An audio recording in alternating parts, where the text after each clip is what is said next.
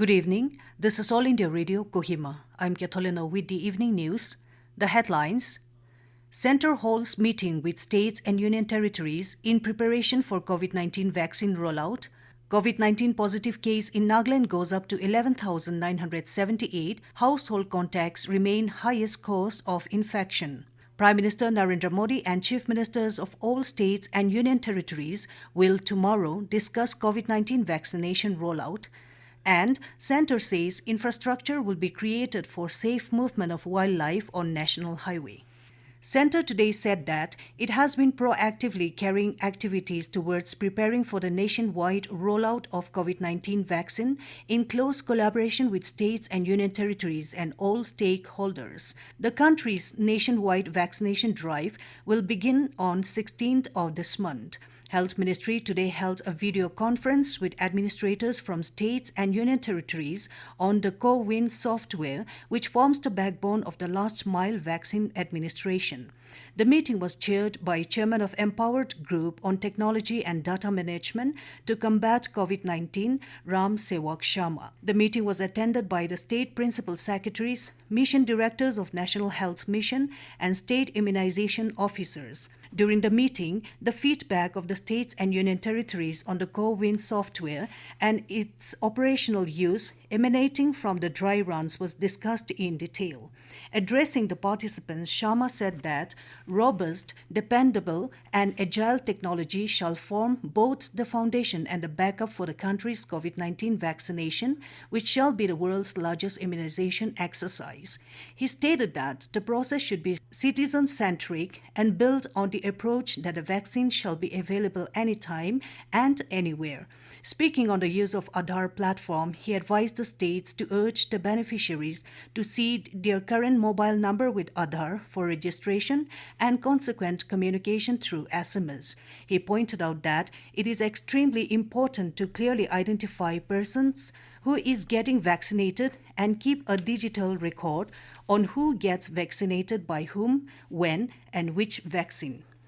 Nagaland today reported 3 more cases of COVID-19 positive, pushing the tally to 11,978.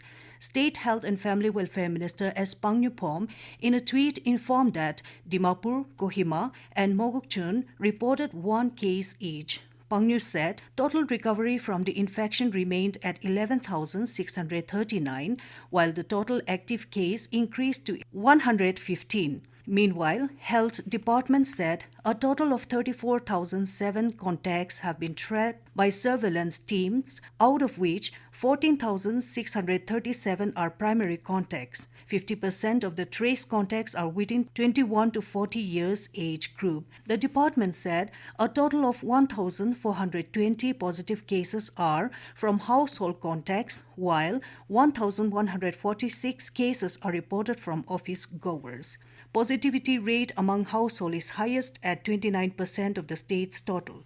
Office goers constitute 23% and student 19% of the total positive case in the state. The department said positivity rate among people coming from flu clinics without history of contact also continues to remain high at 14%. Currently, Dimapur accounts for the highest active cases and is followed by Kohima and Mogokchung. So far, 45 deaths have been reported from Dimapur, 21 from Kohima, 3 from Mogokchung, 2 from Mon, and 1 each from Kifire, Tuensang, and Wokha. Health Department has advised people to self-isolate and seek medical help if they have symptoms of chest pain, loss of taste, diarrhea, weakness, nasal congestion, headache, sore throat, loss of smell, body ache, breathlessness, cough, and fever. Prime Minister Narendra Modi will interact with Chief Ministers of all states and union territories tomorrow evening through video conferencing. The Prime Minister's office said during the interaction, the COVID-19 situation and the vaccination rollout to begin from 16th of this month will be discussed. Emergency use authorization or accelerated approval has been granted by the national regulator, Drugs Controller General of India, for 2 vaccines, Covishield and Covaxin, which have established safety and immunogenicity. Environment Minister Prakash Javadekar has said that Over 1,200 crore rupees will be spent by the Road Transport and Highways Ministry to create infrastructure for safe movement of wildlife on the national highway. In a tweet, Javadekar said this includes construction of underpasses on the Nagpur-Jabalpur National Highway, which passes through the Pench National Park, and also at highways including Gadchiroli, Chandrapur, and Chimur-Vadodara. This news comes to you from All India Radio, Kohima. Dimapur police arrested 4 persons for attempting to hijack a SUV vehicle near New Medziphema area on NH29 on Friday. Dimapur Additional Deputy Commissioner of Police said K.S. Yaringam, 45, of Ukhrul, Manipur, Hovishe Yeptho, 40, of Agunato, Sashimachang, 41, of Chuchiyimlang, Mokchun, and Korintha, 19, of Chandal District, Manipur, were apprehended. Police said a Maruti vehicle used by the arrested persons was also seized. In this regard, a case has been registered at Medziphema Police Station. On the day before, Dimapur Police Crime Branch personnel apprehended one Wisdom Yurangning, 34, of Ukhrul District, Manipur, for illegal possession of crystal meth drugs weighing approximately 990 grams from Naharbari Junction area. Police said a case has been registered at East Police Station. Prime Minister Narendra Modi has expressed condolences to the families of those who lost their lives in the unfortunate plane crash in Indonesia. In a tweet, Modi said, India stands with Indonesia in this hour of grief.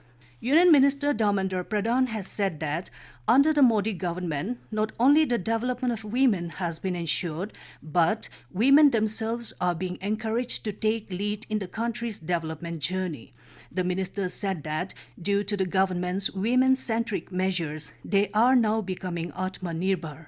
Releasing a book on women in Bhubaneswar yesterday, Pradhan revealed that under the present government, while more than 77 lakh toilets have been constructed to ensure the dignity of women, more than 1,200 crore rupees have been transferred to about 80 lakh women Jan Dhan account holders in Odisha alone.